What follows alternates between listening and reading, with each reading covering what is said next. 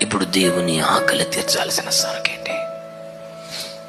నీ కొరకు నియమించబడ్డ ఆత్మలు రక్షించకపోతే ఎలా? ఒక మాట చెప్పనా?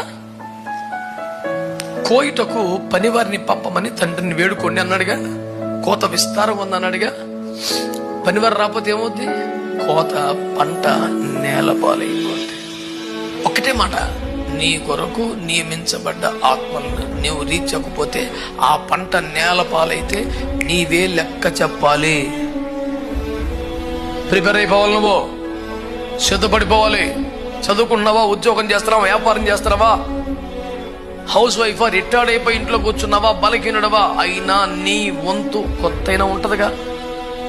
ఆ ఆత్మలను ప్రభు దగ్గర తీసుకొస్తే ప్రభు అంటాడు, అదిగో అదిగో పంట, అదిగో పంట గోధుమ చేల మీద కూడా వస్తుందిరా చూడు.